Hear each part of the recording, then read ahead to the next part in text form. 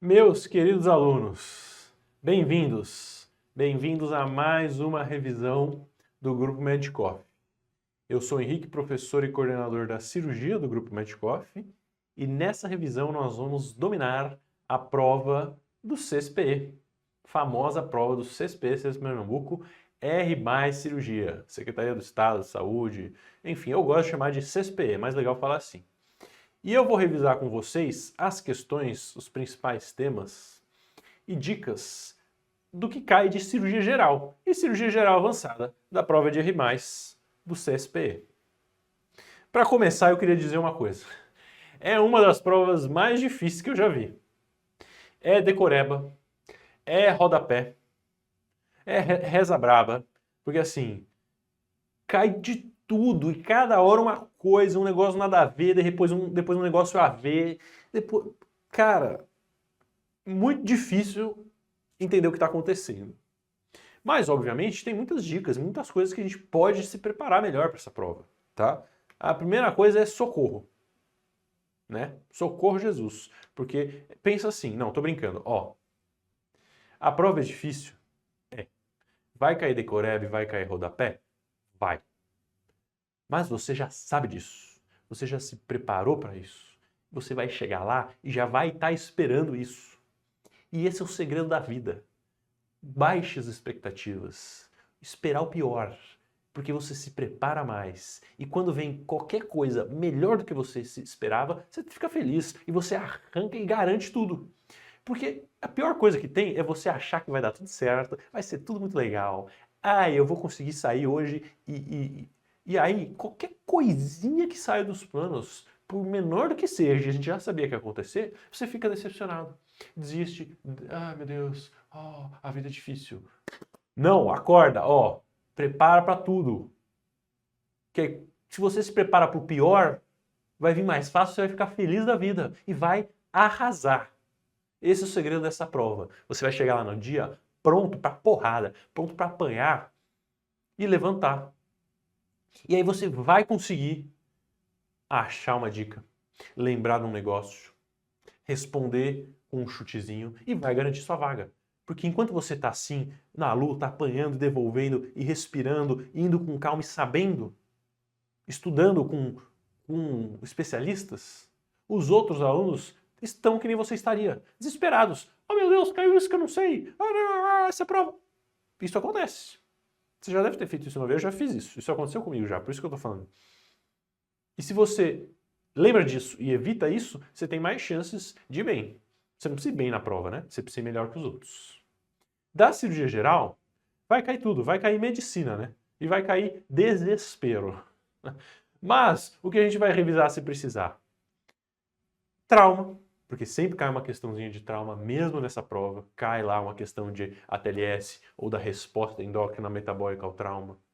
Cai uma pancreatite, uma diverticulite, um outro tema disso. Cai a hernia inguinal. E eles gostam muito de anatomia. Quem teve anatomia na faculdade ainda lembra, ou quem estudou anatomia vai ver uma questão ou outra de anatomia e vai se dar bem. Quem não fez isso ainda dá tempo. Vai pegar o Nétero de novo, as aulas de anatomia e dar uma revisada. Principalmente por questões. Porque a anatomia é bem direcionada. Então você vê as questões e estuda as alternativas. Certo, meus queridos? Vamos lá. Aqui, ó. Presta atenção. Porque eu quero ilustrar o que eu falei. Olha a questão que caiu. Qual dos exames de imagem abaixo pode causar fibrose sistêmica nefrogênica? E eu pensei, quando eu vi essa questão, eu fiquei assim, ó. Gente, o que você vai fazer quando você viu uma questão dessa? Ou você estudou fibrose sistêmica nefrogênica, ou leu isso em algum lugar, ou lembrou de uma dica, ou esquece. Você pula, deixa isso para o final. E aí você chuta a pior aqui, tá? Eu nem lembro o gabarito disso aqui. Era angiorressonância com contraste. Tá, mas se angiorressonância com contraste pode dar, por que não pode dar angiotomo com contraste? Depende do contraste? Eu não lembro. Não é de cirurgia essa pergunta. Mas tudo bem. Caiu lá esse ano. Vocês vão dar uma pesquisada depois. Eu só queria falar desesperador. Mas vamos à parte de cirurgia geral, o que importa. E vamos estudar as questões. e os temas que a gente consegue estudar melhor e que vai cair. Ó, caiu sarcoma, pode ser que caia de novo. E qual é a apresentação clínica mais frequente do lipossarcoma retroperitoneal? Quem assistiu a aula, quem estudou um pouco de sarcoma, conseguiu se direcionar, tá? Sarcoma, neoplasia mesenquimal pluripotente, mais comum em membros, partes moles, mas pode dar no reto peritônio. E qual que é a dica? É difícil essa doença, por quê? Porque o tratamento é difícil, é uma neoplasia estranha que não tem muito o que se fazer e que o melhor tratamento é operar. Só que qual que é o problema? A maioria é assintomática. E vai descobrir quando esse sarcoma já está muito grande, que aí começa a dar sintomas. Ou quando faz um exame de imagem por outros motivos e vê a massa lá. O que me incomoda um pouco é que a apresentação clínica, você imagina que tenha sintomas. Porém, o lipossarcoma retroperitoneal fica escondido lá e não dá sintomas. Vai ser assintomático. Tá? Obstrução intestinal muito raro, já vai estar muito avançado. Dor abdominal constante e de forte intensidade, não. Começa uma cólica, um negócio estranho de vez em quando.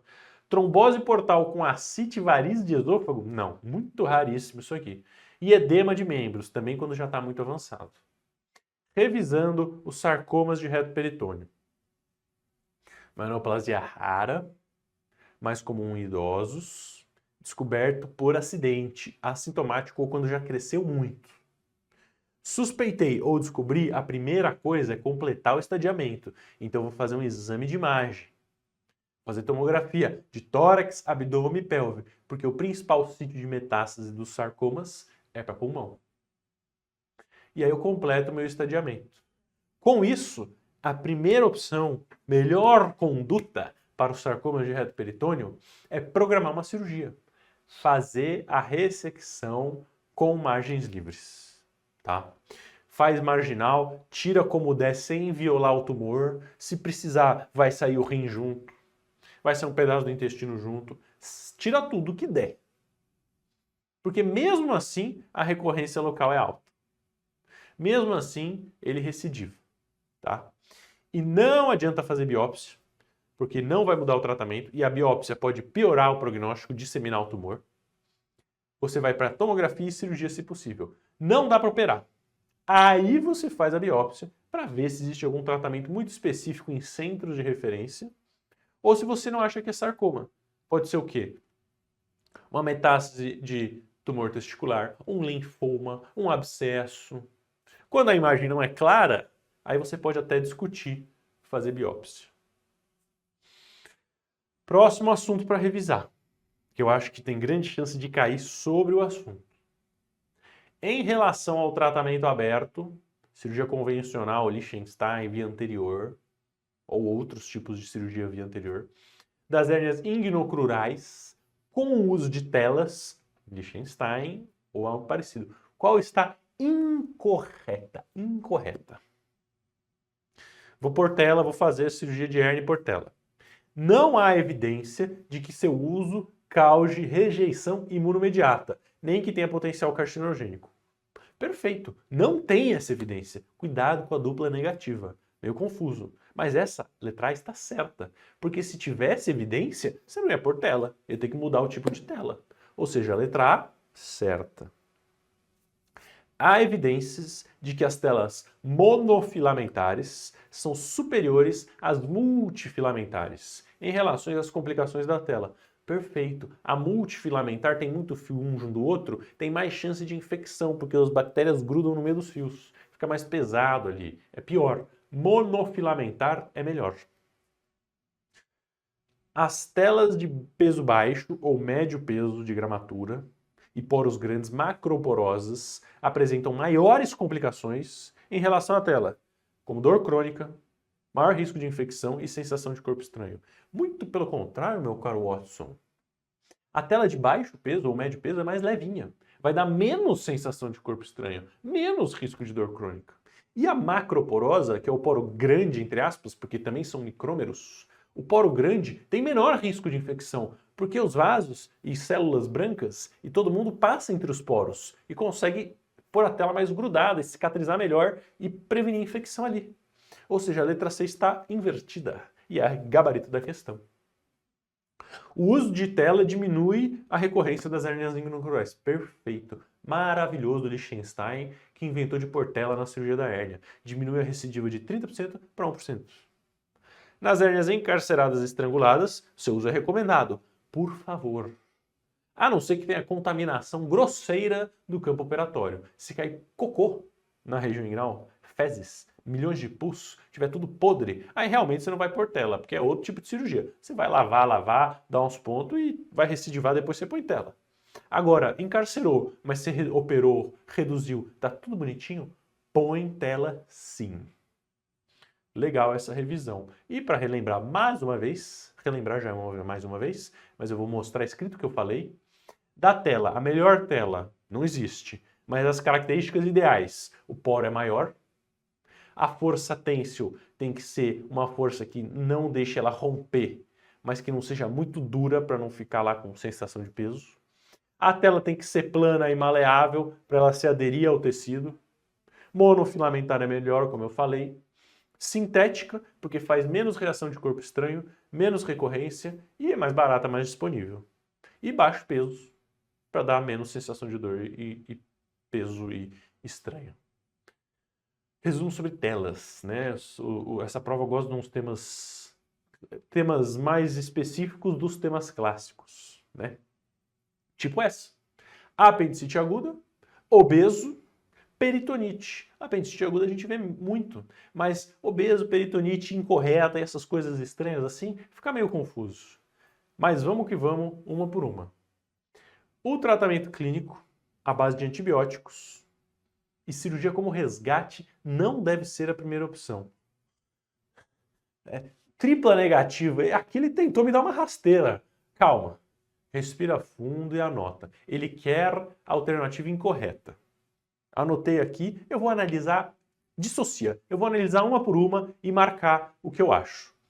O tratamento clínico, à base de antibióticos, ceftriaxone, meropenem, tendo a cirurgia como resgate, não deve ser a primeira opção. Tá certo.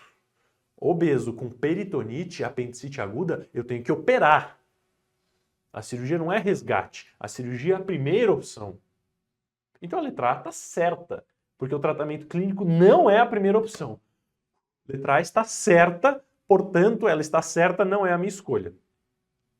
A apendicectomia laparoscópica por vídeo, se possível, deve ser preferível ao acesso laparotômico. Sim, se possível, ele foi político. Olha, se possível, é melhor fazer por vídeo. Se possível, é melhor fazer cirurgia por vídeo em qualquer apendicite aguda.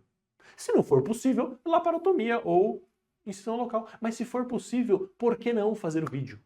É melhor, ainda mais num obeso, que vai ter mais risco de deiscência, de seroma, de complicações, vai ter que fazer um corte maior para achar as coisas. Faz por vídeo. Se possível. Se possível, faz tratamento clínico. Não é possível, não é melhor. Então eu não vou fazer. Se possível é muito bom. Eu adoro ser possível nas alternativas. Tá certa.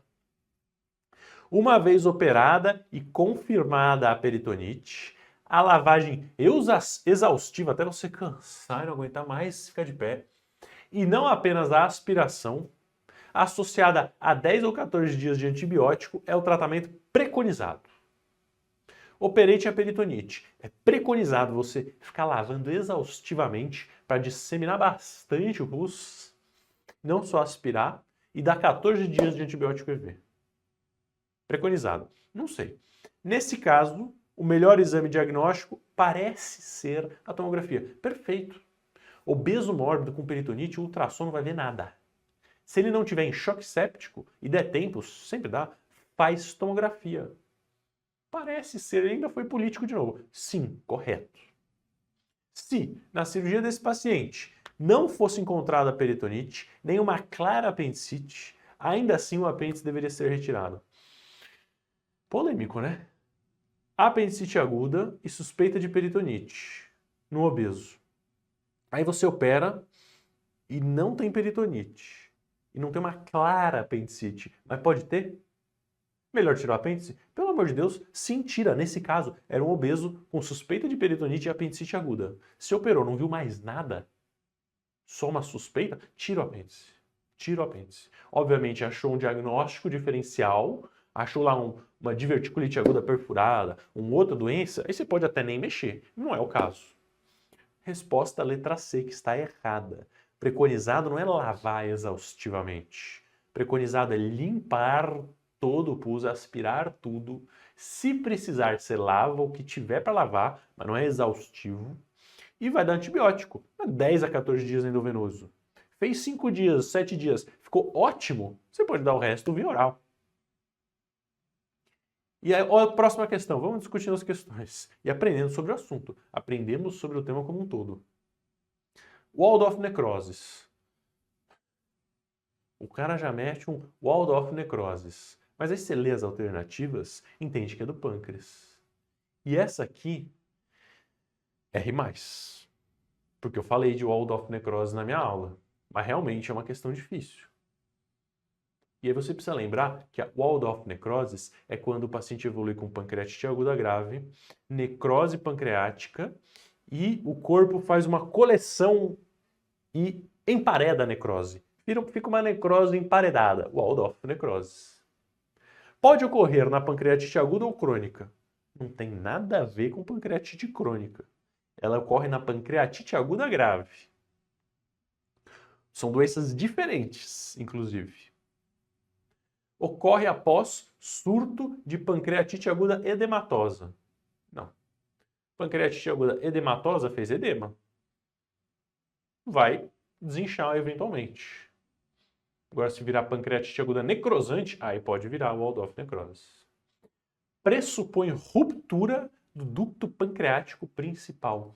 Nada a ver. Se romper o ducto pancreático principal, vai fazer, nem sei o que vai fazer, só vai um trauma. Vai fazer uma coleção na barriga, uma fístula pancreática, um negócio desesperador. Tem nada a ver com a Waldorf necrosis.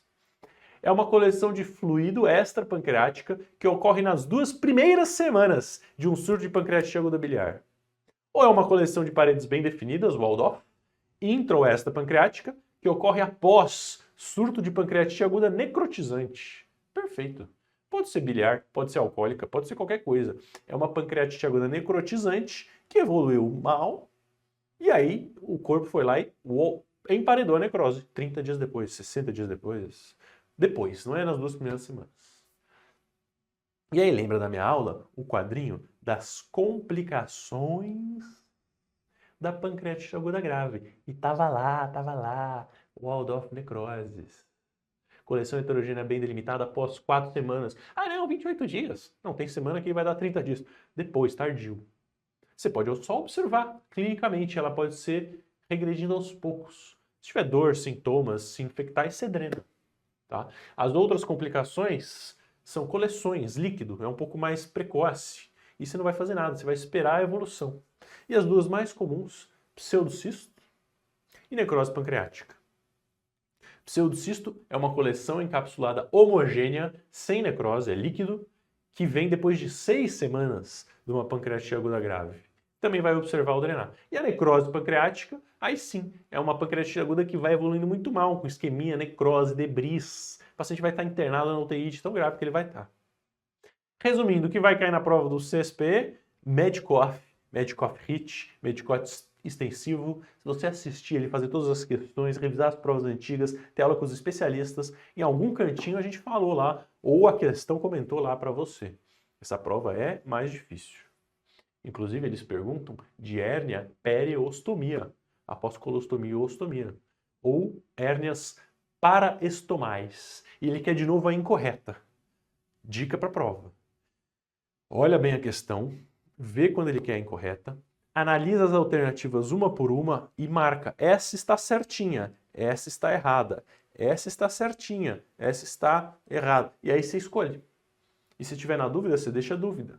E você olha o gabarito de novo, vai e volta, porque é uma prova curta, é uma prova direta. Ou você sabe o assunto ou você não sabe. Mas você pode se confundir. Então você vai marcando, pula, volta, e aí você consegue garantir uma notinha para você, garantir sua vaga. Hérnia paraestomal. Muito comum, a complicação tardia mais comum das ostomias. geralmente é pouco sintomática, ou às vezes é achado de exame de imagem, porque tem lá um defeitinho, tem uma coisa saindo, o paciente não sente nada, porque está tudo bem. Ocorre mais em colostomias do que nas ileostomias. Sim, colostomia é muito mais comum e colostomia terminal é mais comum. Ocorre mais quando a exteriorização da bolsa é lateral ao músculo reto do que quando através dele. Quando é transretal, é melhor, porque o músculo dá um tecido de sustentação maior para a bolsa. É melhor fazer transretal. O uso da tela, principalmente na correção da colostomia, ou seja, vou pôr de volta a bolsinha, é contraindicado pelo risco de infecção. Não, é uma hérnia incisional ou paraestomal, incisional, porque é de uma incisão prévia. Se você vai fazer uma cirurgia eletiva com controle bom, é ideal sim pôr a tela. E sua correção requer, com alguma frequência, a troca do local da estomia por um novo local. Essa é discutível, tá? Gabarito letra D, porque é mais errada. Absurdo, você vai por tela. Agora, tem lugar e às vezes nem precisa trocar, tá?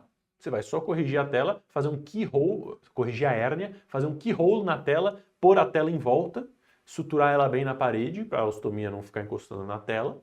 Você pode manter no mesmo lugar. É até melhor para você não fazer novos buracos na parede. Mas às vezes, precisa trocar a ostomia de lugar, sim. A parede está muito ruim, a hérnia é muito grande, você quer fechar e pôr uma tela, troca.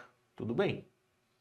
Letra D que não pode, tá? E tava lá na aula, ó. Complicação mais tardia, mesmo raciocínio. Colostomia, prevenir, fazer a tela, se possível reconstruir, operar quem é sintomático. Obviamente, se tiver complicação, você vai por tela, mas vai manter a ostomia no mesmo lugar. Caso contrário, eletivamente, você pode até mudar de lugar. E outra de hérnia. Então estuda a hérnia, né? Porque caiu. Se caiu mais de uma vez, é um tema que eles gostam. Hérnia femoral, inguinal, paraestomal. Vai cair uma hérnia.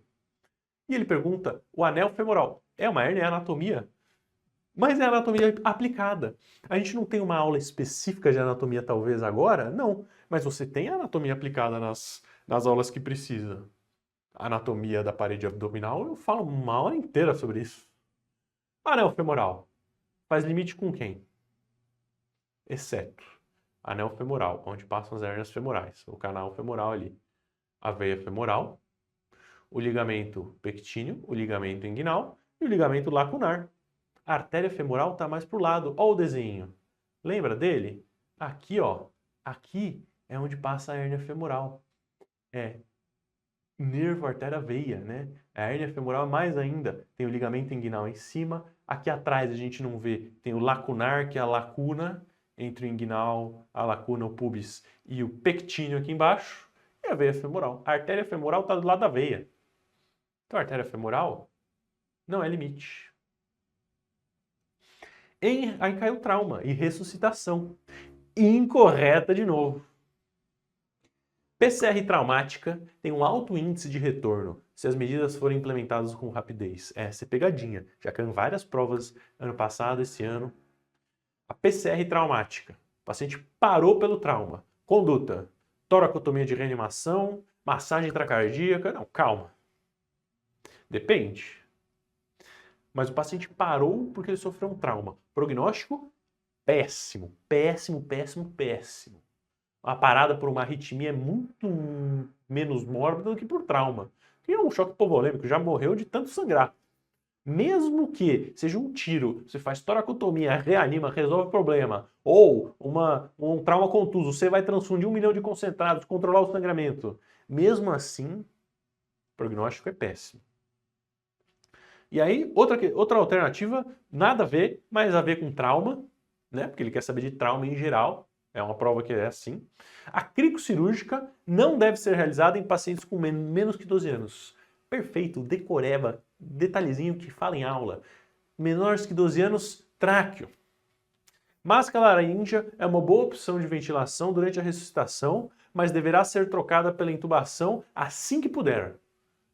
Máscara laríngea não é viária definitiva. Intubação orotraqueal é a melhor viária definitiva de escolha no trauma. Quando sim possível, vamos trocar. Hemotórax volumoso é causado por ferida penetrante no hilo ou em vaso sistêmico. Tem um vaso grande sangrando, hemotórax volumoso.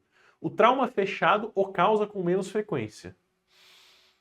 Politrauma contuso também faz hemotórax. Agora, hemotórax volumoso e hemotórax maciço é mais comum quando é causado por um ferimento penetrante. Em pacientes hipotensos por sangramentos volumosos, a ressuscitação baseada em sangue derivados, hipotensão permissiva e transamin tem sido preferida. Perfeito. É a ressuscitação hemostática. 1 para 1, sangue, plasma e plaquetas, que está mudando para sangue total. Hipotensão permissiva quando indicada, transamin e cirurgia de damage control. Faltou aí cirurgia de damage control. Crico de novo. Crico traca de novo. Crico. Via aérea difícil. Ressuscitação no trauma. Crico tráqueo. Crico é mais rápida. Dá para fazer até no pré-hospitalar. Não precisa estender o pescoço. No trauma, nenhuma delas pode estender o pescoço. Mas a crico precisa muito menos. Tem menos estruturas em risco, quase nenhuma, se você for direto na cartilagem, né? Do jeito certo. Tem menos complicações a curto e longo prazo. Tem menos complicações a curto prazo. Porque a tráqueo a curto prazo na urgência ali tem grande risco de fazer problema. Porém, a longo prazo é ruim a crico. Pode ficar até 3 dias, depois é melhor trocar para a tráqueo. É crico de urgência aqui, né? Legal essa questão. Outra questão, outro tema, vamos prosseguir e encerrar. Diverticulite aguda, incorreta. Repara, muitas questões da prova, a grande maioria é em relação a isso incorreta aí. 1, 2, 3, 4, 5. Prova muito rápida. Presta atenção nisso, vai preparado para as incorretas e para direto e reto. Diverticulite aguda. Primeiro episódio é mais grave que os próximos. Sim, é o que estão mostrando os estudos novos. Primeiro surto é grave, depois vai tendo surtos bem menores. Por isso que parou de operar todo mundo. Após vários surtos, é improvável que um novo surto desenvolva macroperfuração com peritonite fecal. Olha, ou as duas estão certas, ou as duas estão erradas. Né? Porque o primeiro surto é pior, então depois vai ter surtos menores. Ou não, é pior depois, aí tem mais chance. Ou seja, duas estão certas. Num bom serviço de emergência, com acesso a técnicas minimamente invasivas, uma diverticulite Hint em 2, Hint em 1, abscesso pericólico, Hint em 2, abscesso grande pélvico à distância. Em pacientes de 50 anos, deve-se optar pelo tratamento cirúrgico precoce, no mesmo internamento.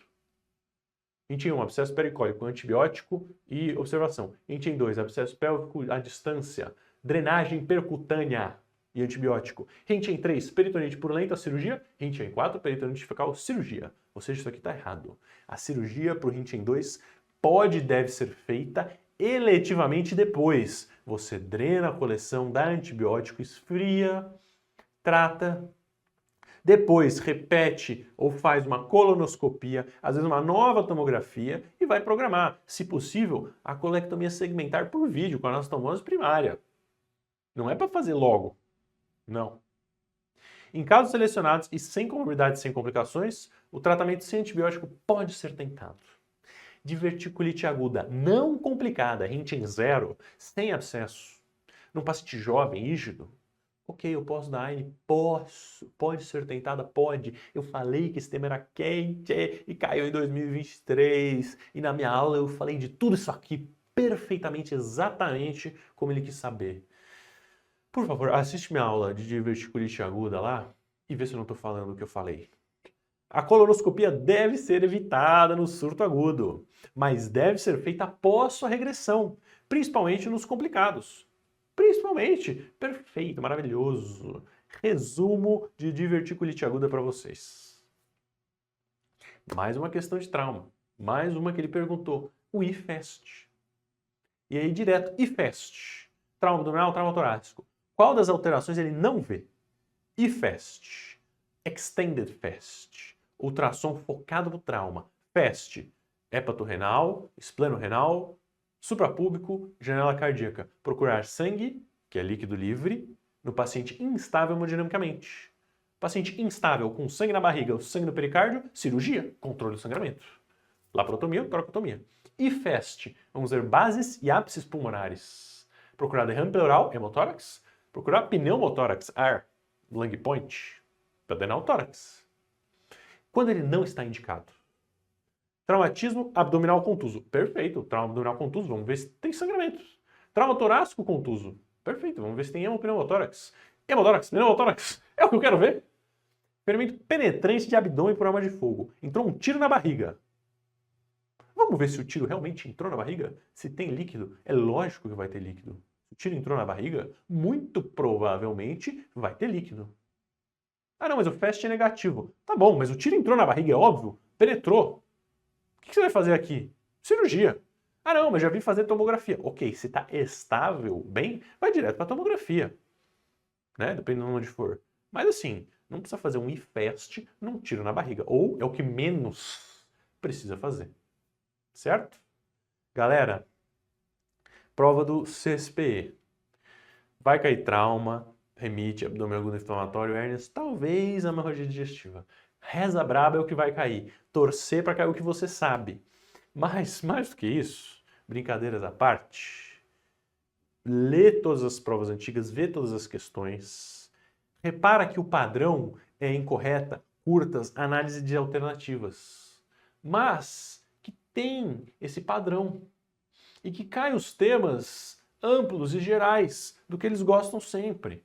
E se você estudou direitinho, um pouco de tudo, sem grandes loucuras, te viu as questões, não são grandes loucuras. Você estudou um pouquinho e agora você treina esse leitura de teste, leitura de alternativa, você consegue, com os seus conceitos e analisando a questão, entender a que ele quer. Tá? É uma prova mais difícil, é uma prova mais decoreba, talvez um pouco mais chata, mas também não é um bicho de 7 cabeças não. Você consegue, com estudo direcionado, garantir os seus pontos. Tomara que eu tenha ajudado, espero que você se prepare, se concentre e tenha boa sorte na prova. Bons estudos e até a próxima.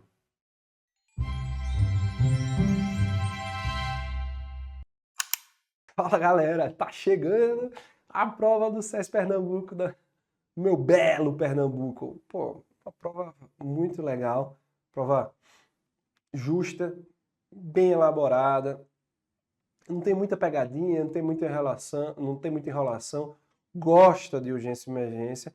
E uma coisa que eu falo dessa prova, galera, não briga com as questões. Quem gosta de brigar é alagoano, pernambucano é mais da paz. Então não briga com as questões, as respostas vão estar lá, tá? Então vão tranquilo. O que usualmente que você achar que é a resposta certa, a maior chance de será dela, tá bom? Eles gostam bastante de assistência circulatória, é uma prova cai bastante SEC, cai bastante ECMO e cai bastante balão intra-aórtico, até porque eles entendem muito de ECMO, por isso que cai com alguma frequência. Embolia pulmonar cai também, principalmente a parte de tratamento cirúrgico. Não estranharei se dentro desse ano caia TEP crônico, um tratamento com tromboendarterectomia pulmonar, que é algo que essa banca está começando a ter mais experiência. E se já cobrou embolia pulmonar, seria um passo à frente para ser cobrado, né? Um ano cobra agudo, porque no ano seguinte não cobra crônico. Valvopatias, escolha de próteses, principais complicações, é algo que pode cair também, tá? Alguém disse ECMO, eu acho que pode cair um pouco de ECMO. Uso e funcionamento da circulação extracorpórea do balão intra-aórtico, principalmente entender um pouquinho dessa fisiopatologia, do funcionamento do circuito. E eles gostam muito de principais incisões, qual a anatomia ali atrapalhando, da válvula aórtica, válvula mitral. Então, dá um Googlezinho rápido, vê nossas aulas, vê aquela principal imagem com os principais marcos anatômicos. Eles gostam disso, não só para cirurgia cardíaca. Vamos lá, falar um pouquinho de assistência circulatória. Tem vários dispositivos de assistência circulatória. Ah, tem ECMO, tem SEC, tem balão intra-aórtico, tem coração artificial, que você pode utilizar em diferentes situações clínicas. Mas pensa, se você colocar uma cânula, geralmente pela líquida direita no átrio direito, e outra na aorta ascendente, através de uma abertura na própria aorta, é provável que a assistência circulatória que esteja sendo usada seja ECMO, balão de oclusão aórtico, balão de contrapulsação aórtica, que é o balão intra-aórtico BIA, bypass cardiopulmonar, que é a SEC, né? Não precisava ter dado essa escondida no jogo, e o Impella, o dispositivo de assistência ventricular temporária. Essa é uma questão que estava tranquila, estava fácil se você fosse no seu instinto do que é mais comum, você teria acertado. Porque a cirurgia, praticamente toda cirurgia cardíaca que vai precisar abrir cavidades precisa de circulação extracorpórea. Então esse é o dispositivo de assistência mais comum. Cirurgia de vascularização do miocárdio ainda é uma das cirurgias mais realizadas no mundo todo. E a maioria dessas ainda é feita com o SEC. Todas as cirurgias de válvula, a maioria das cirurgias de cardiopatias congênitas. Então, sem dúvida, é a assistência circulatória mais comum, tá? E olha como é que a gente faz. A gente coloca uma cânula aórtica aqui, ó, bem na aorta, faz uma bolsa e insere a cânula. Da mesma forma, a gente pode inserir essa bolsa, fazer essa bolsa e inserir essa cânula venosa no átrio direito. Olha aqui, ó, retorno venoso vindo pelo átrio direito, essa cânula venosa, vai lá para o reservatório, e é onde a bomba vai levar para o oxigenador. Do oxigenador, a gente vai para o influxo arterial lá na cânula arterial, depois da região que você clampeou ali, tá? E aí, aqui você pode fazer a cardioplegia anterógrada para parar o coração com a solução rica em potássio. É a assistência circulatória mais usada no mundo, tá bom? Dá também para fazer conulando as veias cavas, se você precisar abrir aqui o átrio direito de alguma forma, tá? Super comum. Qual foi a complicação? Ah, chamou o bypass cardiopulmonar em vez de falar circulação extracorpórea. Mas é fair game, vai, usou um anglicismo aqui só para não ficar tão fácil. Botou a ECMO letra A para você marcar no susto, mas se você tivesse um pouquinho de paciência, você ia sacar, tá bom? Chamar de balão de contrapulsação aórtica também foi uma estratégia para não chamar de BIA. Mas o mais comum é a SEC, que você vê todo dia, a Impella é muito caro. São indicações de ECMO VV. Membrana de oxigenação extracorpórea veno-venosa, exceto. Essa é uma questão, estava super em voga, pós-pandemia, a gente viu muito uso de ECMO venosa na pandemia. E o que é que você precisa saber? Que ECMO VA faz suporte cardiopulmonar e que ECMO VV só faz suporte pulmonar. Bastava isso para saber a questão. Quer ver?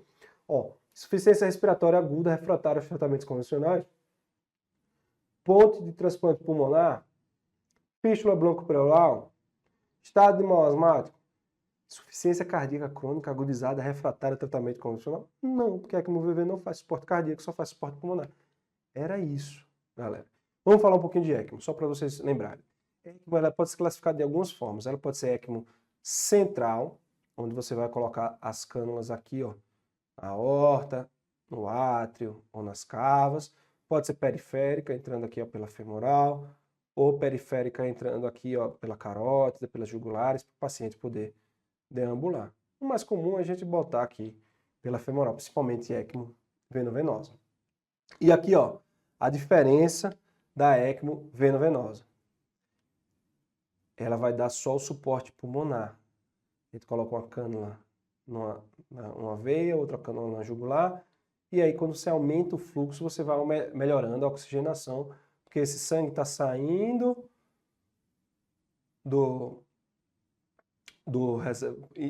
está saindo do corpo, né? Está sendo drenado aqui usualmente na cânula femoral, vai para uma bomba centrífuga, o sangue é oxigenado e devolvido em outra vez, usualmente na veia jugular.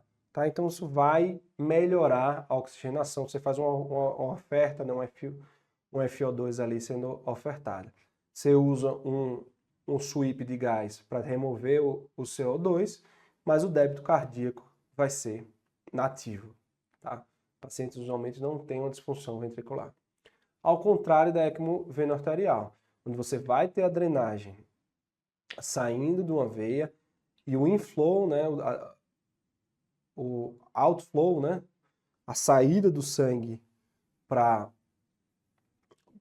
o paciente vai voltar para uma artéria. Então, o influxo para a ECMO é numa veia, o alto fluxo, né, o outflow, o fluxo para fora da ECMO vai para uma artéria, tá? Então, você vai pegar o sangue, vai sair da veia, vai para uma bomba, ele vai ser oxigenado por uma membrana e aí vai voltar para a artéria. Você vai ter o sweep ali também, removendo o CO2, você vai ter um FO2 ali também para melhorar a oxigenação.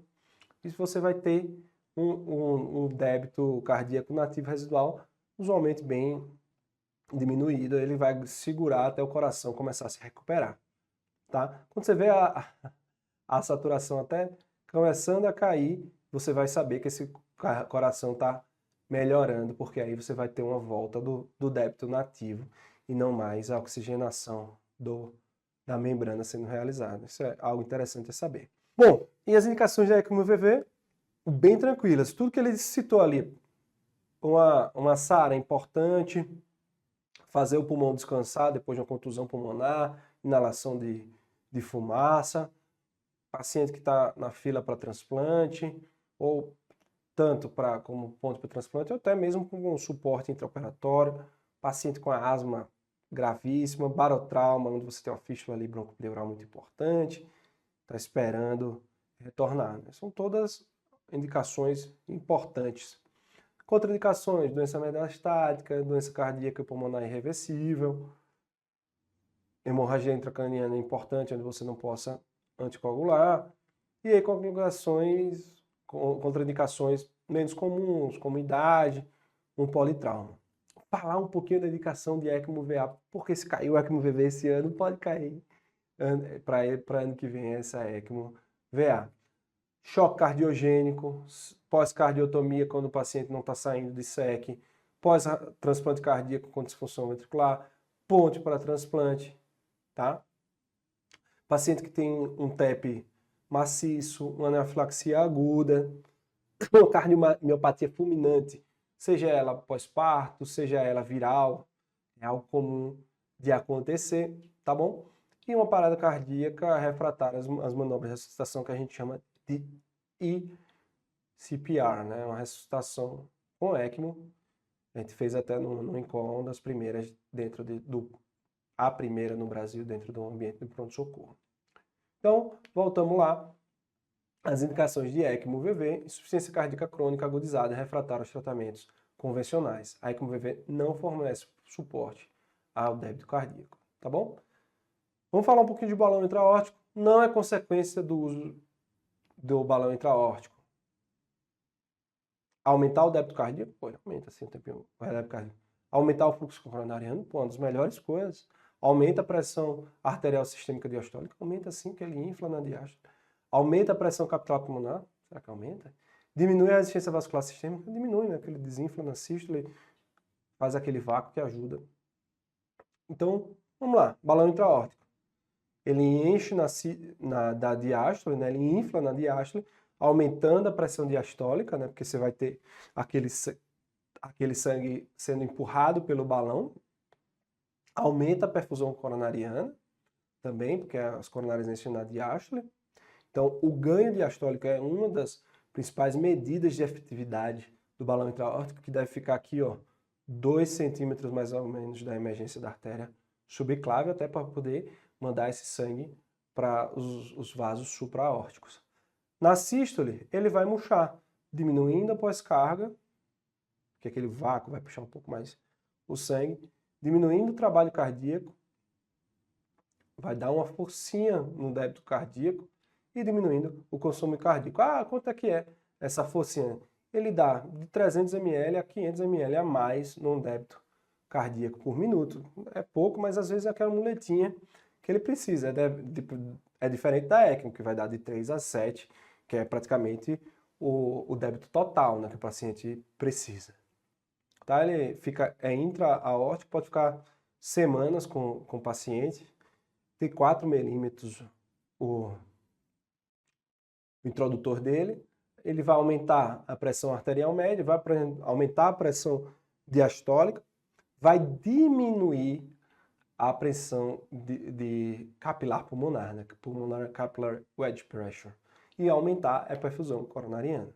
Então, voltando aqui à questão, não é consequência do uso do balão intra-aórtico de contrapulsação aórtica aumentar a pressão capilar pulmonar. Ela, na verdade, diminui a pressão capilar pulmonar. E vamos aqui trazer uma questãozinha de valvopatias. Você está de plantão, Chega um paciente de 40 anos que está usando Marevão um mês porque botou uma válvula mitral e aórtica mecânica, não biológica, ela mecânica, chama logo de mecânica. Clinicamente ele estava bem em relação ao coração, mas está 6 horas começou a sangrar o nariz. Ele continua sangrando, você chama o otorrino, colhe sangue e o INR está de 10. Qual seria a próxima conduta? Solicitar um plasma fresco congelado? Administrar uma dose de ataque de transamin? Solicitar urgência um crio precipitado? Administrar a vitamina K intravenosa e o complexo protromínio do plasma, o Beriplex? Administrar sangue total, pois não perderia tempo com a vantagem de corrigir a anemia também, além de dar o transamin, que se dava sangue com alguma quantidade de plasma. Bom, esse cara teve claramente uma overdose de varfarina, no INR está de 10. Nesse caso, a gente queria entre 2,5 e 3,5. A gente tenta tratar esses pacientes, segmenta o tratamento deles de algumas formas diferentes, né? Se ele está com INR de 3 a 5, com essa overdose, a gente tira a dose 1 ou 2 doses, né? Deixa ele sem tomar e reduz a dose pela metade. Se ele está de 5 a 8, você para ela e só volta quando tiver 5. Se tiver maior que 8, com pouco sangramento ou nenhum sangramento, a gente para ela e só volta quando o INR está de 5, mas já faz uma vitamina K. Agora, se ele já tem um sangramento importante, como é nesse caso, a gente vai parar a varfarina, fazer o complexo protrombínico, no caso o Beriplex, e fazer a vitamina K. Por que faz a vitamina K e o complexo protrombínico? Porque a vitamina K demora um pouquinho para fazer efeito, né? Você ainda vai refazer esses fatores lá no fígado, agora que você tem a vitamina K, vai demorar alguns dias aí, até uma semana para fazer efeito. O complexo protomínico vai oferecer esse fator de coagulação já pronto. Ah, Davi, mas por que a resposta A está errada? Porque eu não posso fazer um plasma fresco congelado. E por que eu também não posso fazer um sangue total logo, porque eu já corrijo tudo, além de dar o transamin? Porque, galera, você tem que lembrar que esse é um paciente que ele tem uma doença cardíaca. Ele já tem uma disfunção ventricular, provavelmente. Então você não vai encher ele de volume que não vai aguentar. Acabar fazendo edema agudo nesse doente. O volume que você faz com o Beriplex é muito menor do que você fazer 10 bolsas de plasma fresco congelado, tá? Então você já leva isso pronto para o doente. Além de que o plasma fresco congelado não tem a mesma efetividade do Beriplex. O Beriplex é mais efetivo, isso já tem estudo provando. Então você faz o Beriplex e faz também a vitamina K. Resposta certa, letra D. Outra coisa, também, qualquer transfusão de hemoderivado, você tem um risco relacionado a trálise, riscos relacionados à transfusão. Embolia pulmonar, vamos lá. O tratamento mais radical da embolia pulmonar maciça é a embolectomia pulmonar através de cirurgia torácica. Sobre essa emergência, assinala a alternativa incorreta. Ele falou cirurgia torácica aqui, lembrar que nos Estados Unidos a cirurgia cardiotorácica é uma especialidade. Só em muitos lugares esse tipo de procedimento a gente faz em conjunto com a cirurgia torácica a dar uma mão, tá? Então ele é um procedimento que requer esternotomia, requer circulação extracorpórea, precisa abrir o saco pericárdio, está indicado em casos graves com hipotensão e disfunção ventricular direita em pacientes com contraindicação absoluta, trombólise. Mas após a abertura do saco pericárdio, são feitas venotomias nas veias pulmonares de ambos os lados. Não é bem isso. Os trombos são retirados com auxílio de catéter de Fogarty, as veias são fechadas. Não é bem isso que acontece. A gente já vai conversar. As principais indicações para a embolectomia são embolia pulmonar maciça ou submaciça de localização central e com contraindicação antiperfibrinolítica, sangramento ativo, falha de fibrinólise baseada em catéter, um coágulo que está em trânsito, o cara que tem um FOP, que esse coágulo pode ir para a circulação esquerda, e a disfunção ventricular direita moderada a grave, uma das principais indicações. Está aqui um caso, a gente fazendo uma trombodarterectomia, mas o processo é semelhante, onde você faz coloca o paciente em circulação corpórea, faz uma hipotermia profunda, faz uma parada circulatória e retira esses trombos, tá? E aí, para retirar os trombos, a gente incisa a artéria pulmonar. Não é a veia pulmonar que passa aqui atrás, tá? É a artéria pulmonar, tá? Aqui a gente abrindo a artéria pulmonar, a gente não usa usualmente Fogarty, a gente retira ela aqui e saem esses trombos, algumas vezes uns trombos enormes, tá? Se for um TEP crônico, a gente vai ter que fazer uma endarterectomia retirando um pouco da parede. Com isso, é uma cirurgia um pouco mais longa. Essa aqui é uma cirurgia rápida. Você consegue puxar os trombos com muito mais velocidade. Você não precisa fazer uma parada circulatória tão rápida. E a hipotermia não precisa ser tão importante, tá? Requer esternotomia sim, como vocês viram. Precisa circulação corpórea, precisa abrir o saco pericárdio. Mas você não vai abrir as veias, você vai abrir a artéria. E fazer essa bolsinha com Fogarty talvez você não é a melhor ideia, porque você não sabe exatamente o que é que você está tirando, você já está ali em circulação corpórea e o TP é uma estrutura bem delicada para você fazer só uma bolsinha. Talvez a melhor ideia seja realmente fazer uma abertura do tronco pulmonar, tá? Então é uma prova, gosta muito de ECMO, gosta da fisiologia das coisas, você entender como é que o balão funciona, como é que a circulação extracorpórea funciona, tende a cobrar bastante valvopatias e pensa que esse tema de embolia pulmonar, de embolia pulmonar crônica, hipertensão pulmonar crônica, pode cair tanto na prova de vascular, de cirurgia cardíaca, tanto na cirurgia torácica. Talvez seja um tema que eles possam fazer. Ok? Qualquer dúvida, fala com a gente por aqui, pelo Instagram, por e-mail, por onde vocês precisarem. É só falar, eu estou sempre à disposição. Demora um pouquinho para responder, mas nessa perspectiva de palavra a gente fica mais atento. O Instagram é o @DaviFTenório. Mas o pessoal do MedCoff sempre encaminha para mim as dúvidas de cirurgia cardíaca, a gente está sempre à disposição. Grande abraço.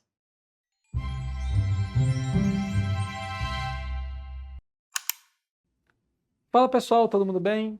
Estamos de volta, mais uma prova aqui para a gente fazer a revisão de véspera. Para quem não me conhece, meu nome é Carlos Obregon, sou um dos professores da disciplina de cirurgia do aparelho digestivo aqui do Grupo MedCoff. Trazemos aqui a prova do Sistema Estadual de Saúde do Pernambuco.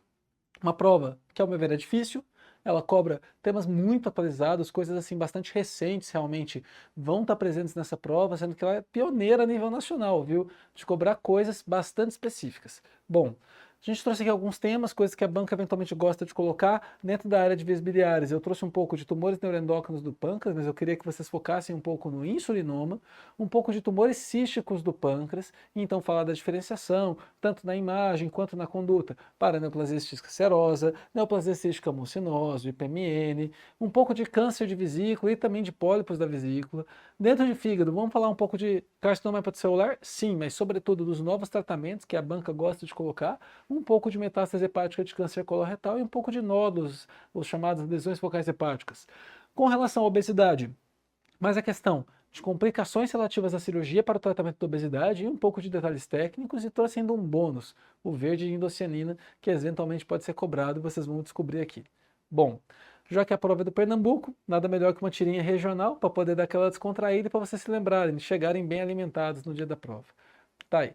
Falar um pouquinho de insulinoma, um tumor benigno, viu? Na imensa maioria das vezes o insulinoma é benigno, mais de 90% das vezes. A gente lembra do insulinoma da tríade de Whipple, né?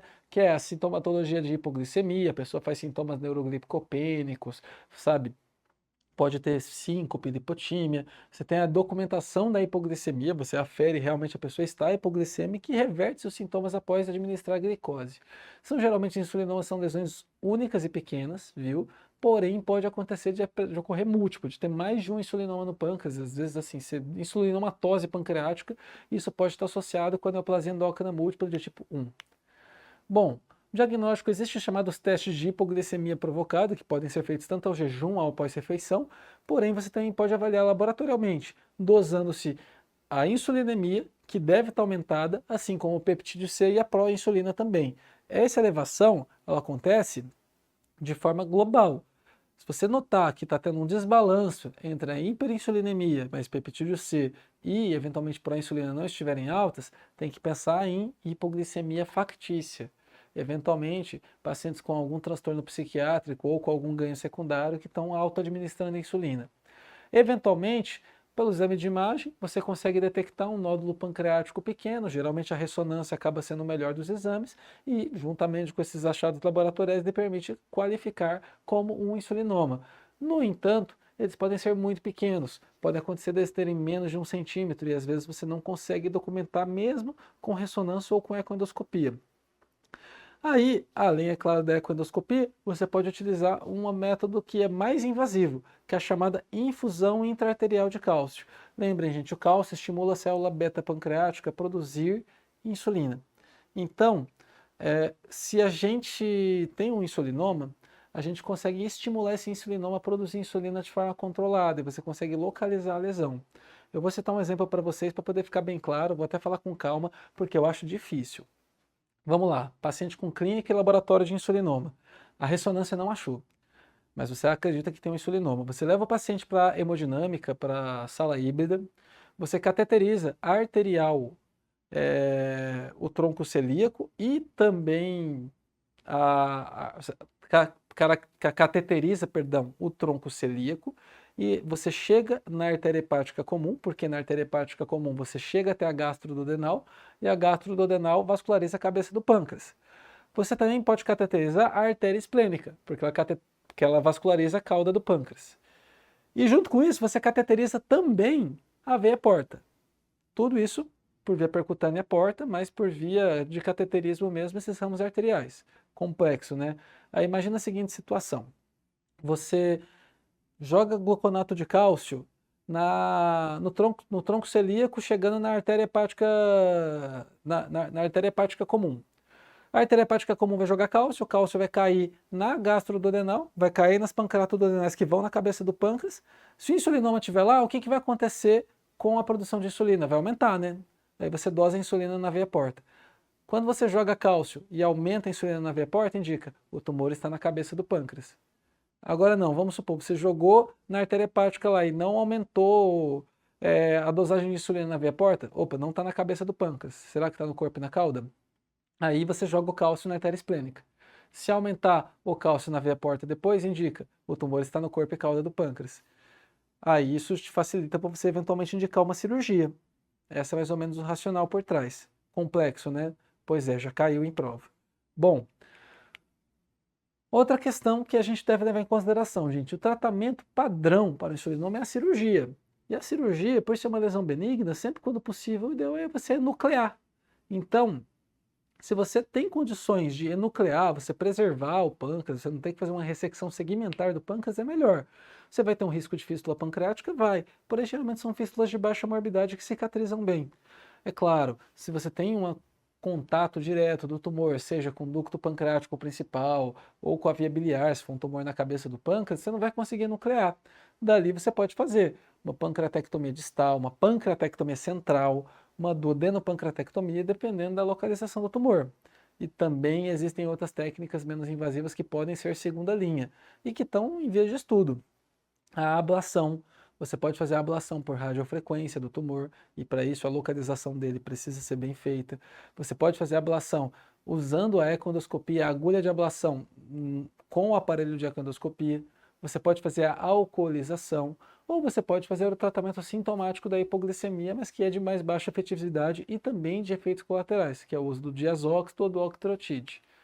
Bom, é isso, gente. Complicado, né? Mas vai por mim. Insulinoma é um tema que o CSPE adora. Vamos falar um pouquinho de tumores císticos do pâncreas e o que frisar para a prova. A banca gosta muito de cobrar características epidemiológicas. E lembra, gente, é sexo feminino em praticamente tudo, salvo o IPMN. Lembra da idade, então lembra lá da vovó serosa, da mamãe mucinosa e do Francis da filha.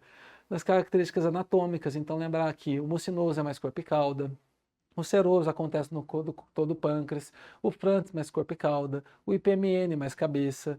Lembrar também de características do exame de imagem. E isso aí eles costumam cobrar bastante. Então vamos lembrar aqui dos macetinhos para poder ajudar. Neoplasia cística serosa da vovó, vovó serosa, ó, a idosa, senhora, serosa, multicístico. Ele também não tem local específico, então é serosa, sem local específico, viu? Pode acontecer tanto na cabeça quanto no corpo e a cauda. Tem a cicatriz irrealce central, neoplasia cística serosa, sem maiores preocupações. Por quê? Porque não vira câncer. Então, a menos que cresça e gere sintomas, a gente não opera. E se a gente punciona, ou eventualmente se a gente vê na peça idosa, a dosagem de CEA no cisto vai vir baixa, então é sem marcador elevado no cisto.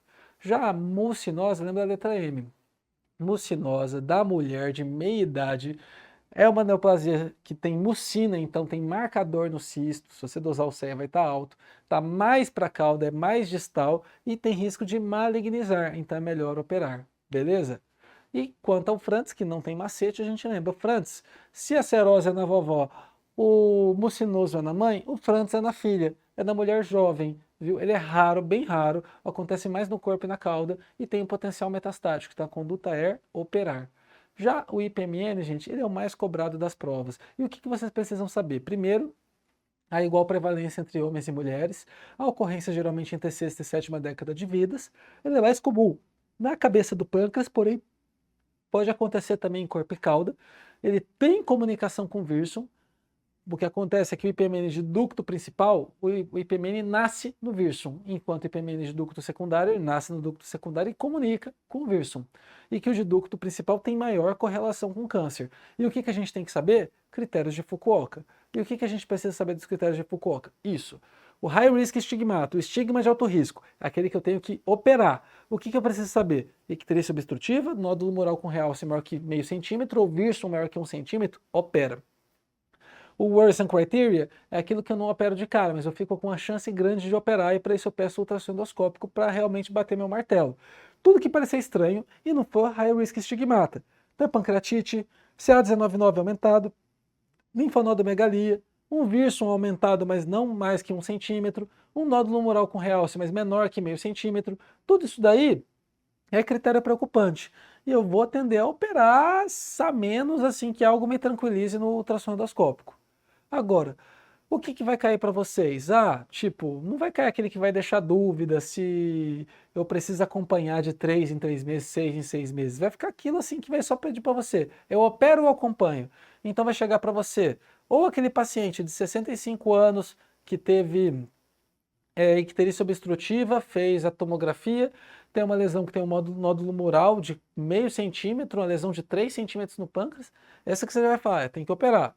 Ou vai cair o extremo oposto, vai cair para você a paciente que foi fazer uma tomografia por um cálculo renal, achou uma lesão no pâncreas, fez a ressonância para caracterizar melhor, viu que era um IPMN de 2 centímetros no corpo do pâncreas, sem nenhuma característica nociva conjunta, não tinha nem high risk stigmata, nem worsen criteria, que vai falar, acompanha. É isso, gente. Não vai cair o meio do bolo. Bom, pólipo de vesícula é um achado que é incidental, viu? Se a gente for colocar em torno de 15% das colecistectomias, entre mais ou menos 3 a 5% das ultrassonografias de abdômen superior, a maioria é benigno e está associada à colesterolose, à infiltração da parede da vesícula por colesterol. Então, geralmente são pequenos, pode acontecer de ter mais de um. Pode ter também a adenomiomatose, que é o crescimento de epitélio glandular da vesícula para dentro da musculatura. Esses dois têm nada a ver com câncer, mas uma minoria dos pólipos de vesícula podem ser adenomas, e o adenoma pode evoluir para câncer de vesícula. E a relação de evolução para câncer de vesícula tem correlação direta com o tamanho. Para a prova, achou um pólipo de vesícula, tem mais de 2 centímetros ou mais, é câncer, tem que tratar igual a câncer, é colecistectomia radical, com ressecção do leito hepático não regrada, com linfadenectomia, com congelamento do cístico, se a lesão for perto do cístico. Agora, não, está entre 10 a 20 milímetros, mesmo se tiver câncer, é um câncer precoce, restrita a mucosa da vesícula, então só a colecistectomia por vídeo vale como tratamento com caráter curativo. Agora, se for menos de 1 centímetro é individualizado e você avalia idade, demais fatores de risco como etnia asiática, presença eventualmente de doenças como a colangite esclerosante primária, questões assim associadas à coexistência com cálculos. Agora, lesões assim que são menores que 5 milímetros a gente vai acompanhar quase que certeza. Entre 5 a 9 que dá mais dúvida e que geralmente não cai em prova. Mas grava, o que a gente tende a operar bastante é crescimento.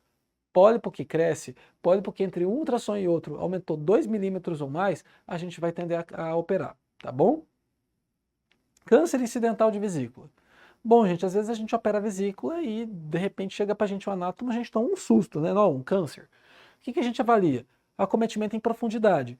Está ainda restrito à mucosa, um T1A, a gente vigia. Não tem mais nada a fazer porque provavelmente a cirurgia foi curativa.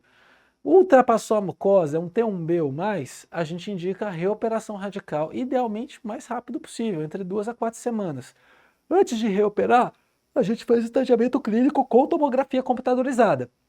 Se a tomografia computadorizada não evidencia sinais de doença à distância, a gente leva o paciente para o centro cirúrgico e antes de proceder com a ressecção mesmo, é prudente se fazer uma vídeo. Passa a ótica, observa, não aparenta ter sinal de carcinomatose, doença à distância, porque a gente sabe, é 2 a 4 semanas, mas 2 a 4 semanas não é nem às vezes o tempo do anátomo ficar pronto aqui no Brasil. Aí beleza, não tem carcinomatose, aí você é autorizado a fazer a reoperação radical. Lembra, gente, a via de acesso é muito da expertise do cirurgião e do serviço. Lembrando, gente, não é contraindicação você fazer uma reoperação radical por vídeo. Mas a gente sabe que muitas vezes não vai ter um material específico, não vai ter pinça de energia, não vai ter equipe, com a disposição para poder você fazer isso daí de forma segura. Então, muitas vezes você faz de forma aberta. Coisa importante, a congelação. Você tem que ter serviço de congelação com você. Então, congela-se o ducto cístico se essa lesão estiver perto do infundíbulo e se no estadiamento, seja por tomografia ou na vídeo, você descobre que o paciente tem linfadenopatia, sobretudo interaortocaval, indicando uma linfadenopatia à distância, você está autorizado a interromper a sua cirurgia e qualificar o paciente como metastático, porque é uma cirurgia de muito grande porte e um paciente com alto risco de recidiva muito rápido, tá bom? Falar agora um pouquinho a respeito de fígado, vamos falar um pouco de carcinoma hepatocelular, o que eles gostam de cobrar. Primeiro, quando indicar a cirurgia? Para você indicar a cirurgia no carcinoma hepatocelular, o paciente primeiro tem que ser um tchau de A, um mel de baixo, viu? Não pode ter hipertensão portal, idealmente não deve ter nenhum tipo de plaquetopenia, coagulopatia, a plaqueta tem que ser acima de 100 mil e um remanescente hepático tem que ser adequado.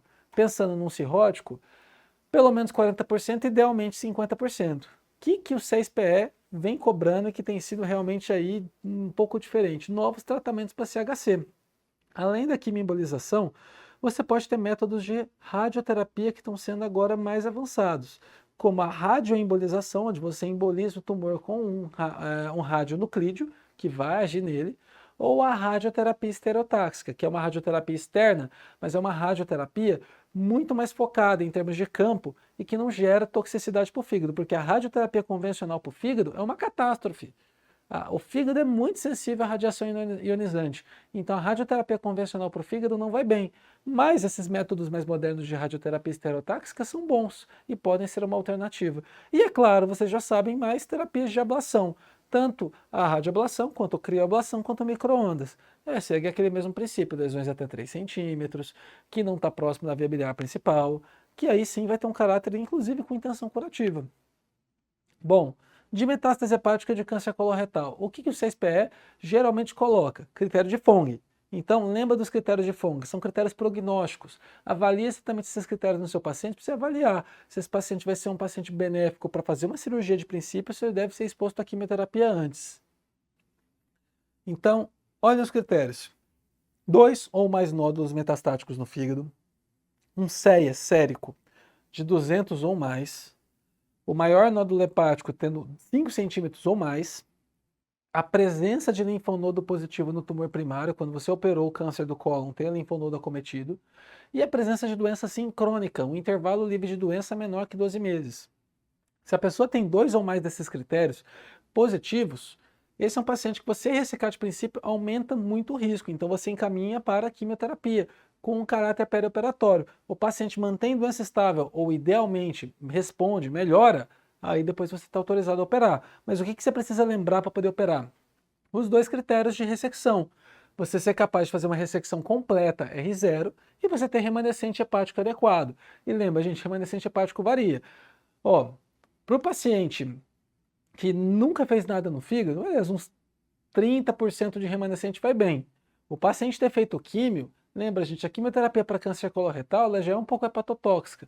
Joga esse remanescente aí mais para cima. Então, geralmente, um remanescente de 40% pelo menos, para evitar risco de falência hepática pós-operatória, post-hepatectomy liver failure, tá bom? Coisas que podem ser feitas? Pode eventualmente ser feita a embolização ou ligadura de veia porta, pode acontecer eventualmente de fazer algumas estratégias estagiadas. Isso já caiu mais no passado, mas vem caindo menos, como hepatectomia em 2 tempos ou Alpes. Ou pode acontecer de você talvez ter que fazer o que a gente chama do R1 vascular, quando é aquela lesão que está meio que próximo daquele grande tronco venoso, como por exemplo um ramo da veia hepática, você fazer uma ressecção marginal na veia, porque a gente sabe que a margem coincidente com a veia é igual a um R0 no parênquima em termos de prognóstico a longo prazo. A gente falou disso um pouquinho no extensivo, tá bom? Bom, vamos falar agora um pouco de lesões focais hepáticas. Só lembrando, gente, do hemangioma, lesão mais comum. Tipo, se você for ver em estudo de ultrassonografia de necrópsia, pode chegar entre 6 a 10% da população geral. A maior parte deles são pequenos, assintomáticos. No ultrassom você vai ver ele é hiperecogênico, bem delimitado. Quando a lesão é maior, idealmente aí de 4 ou mais centímetros, você tem que estudar com exame axial, idealmente uma ressonância magnética com contraste, mas a tomografia também pode ser feita.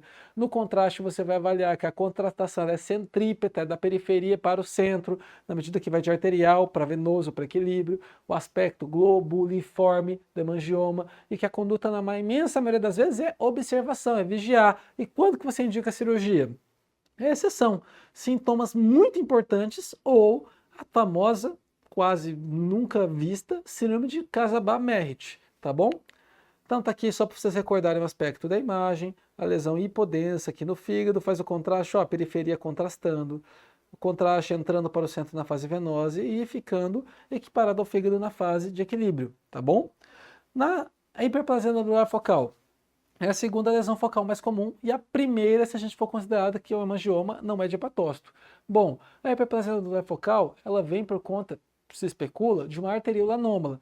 Tem um hiperfluxo arterial que estimula o crescimento hepatocitário, que faz com que cresça de forma focal, como se fosse um nódulo de regeneração quase, e que não excreta bile adequadamente, não formou os colangiolos, não formou aqueles ductos biliares. Então, na fase hepatobiliar da ressonância, tem captação maior, então guarda nisso aqui. A ressonância com contraste hepatoespecífico vai ter aumento da captação na fase hepatobiliar.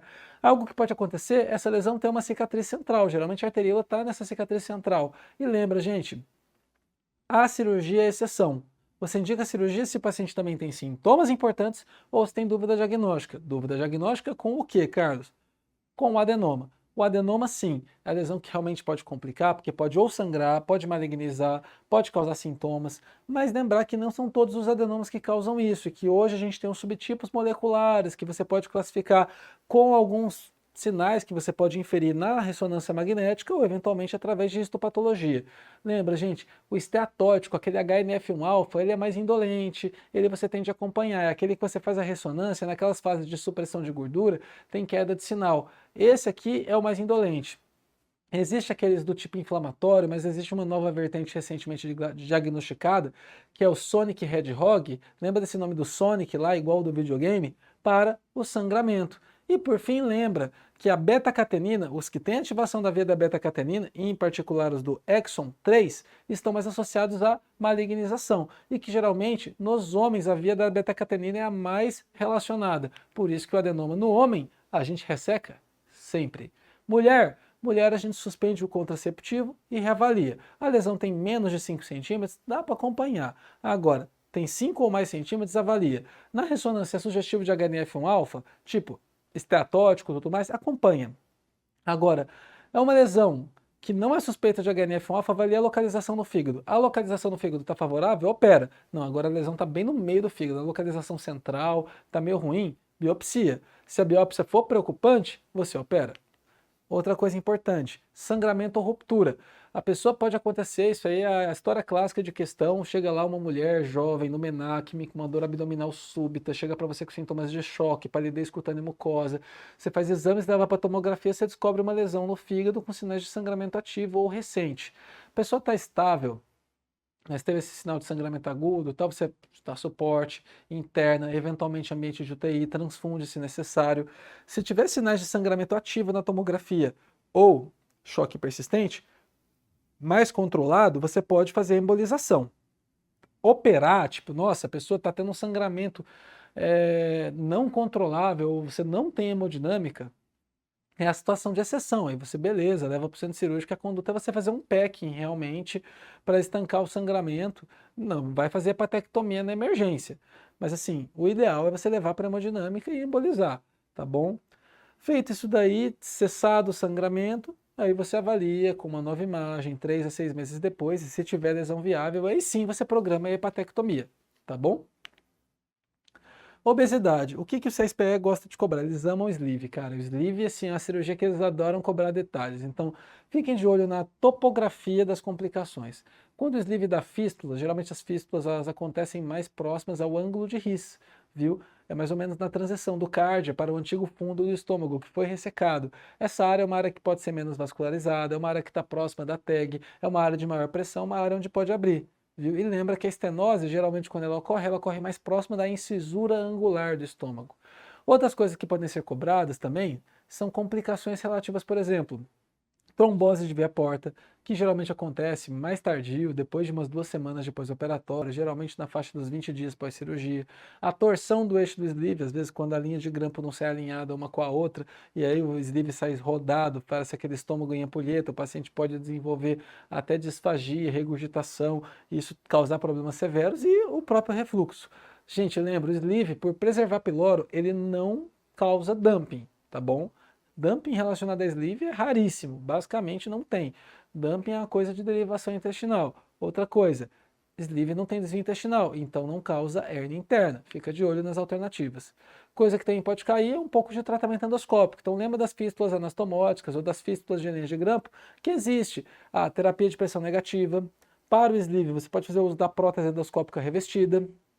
Pode eventualmente usar os drenos, aqueles de duplo pigtail, endossuturas e tudo aí mais que vocês já devem ter visto no módulo de endoscopia com o Felipe. Bom, o CSPE também gosta de falar muito a respeito do verde de indocianina. Isso aqui é uma coisa assim que eu achei muito peculiar da prova, eu não vi em quase nenhum outro exame no Brasil.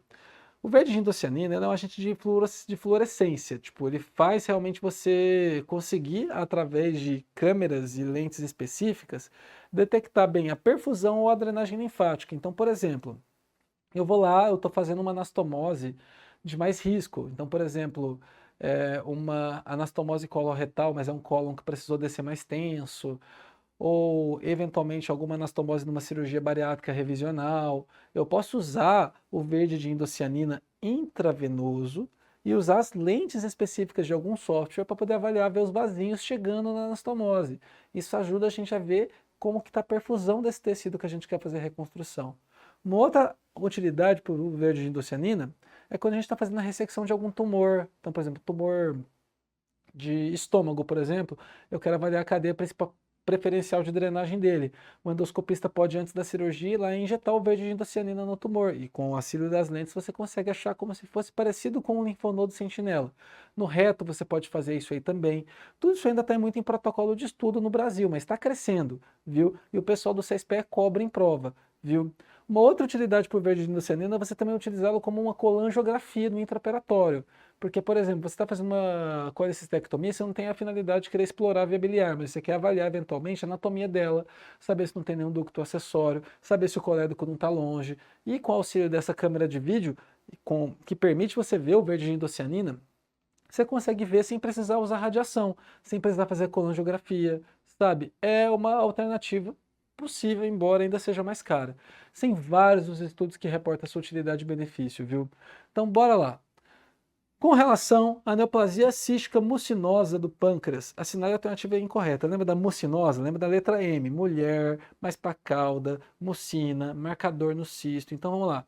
A. Cursa com níveis de CE elevados na amostra do cisto. Correto.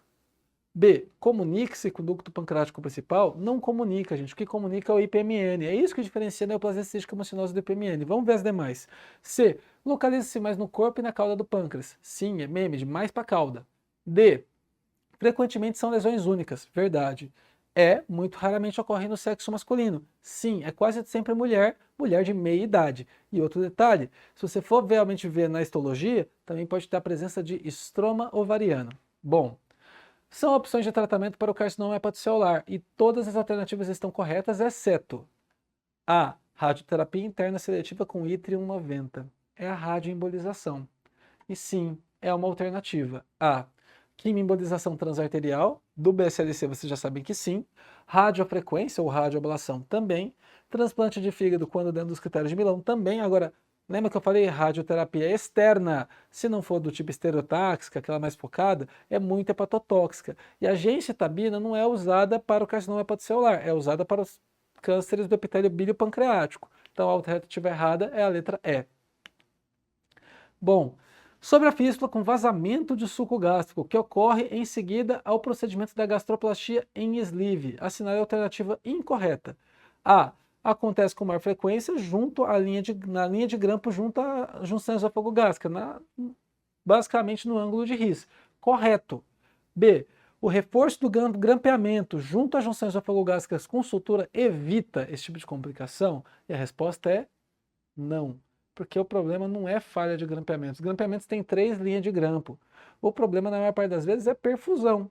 Viu? É uma área que é de maior pressão, uma área menos vascularizada. Então tem só tomar cuidado realmente para o grampeamento não ficar muito junto na tag. Você não vai deixar fundo residual, mas você não vai querer grampear exatamente em cima do esôfago. Bom, letra C. Pode ser tratada com drenagem percutânea? Pode. Pode ser tratada com drenagem endoscópica? Também pode. Ó, o duplo pigtail, ó, o duplo J comunicando a cavidade com o estômago.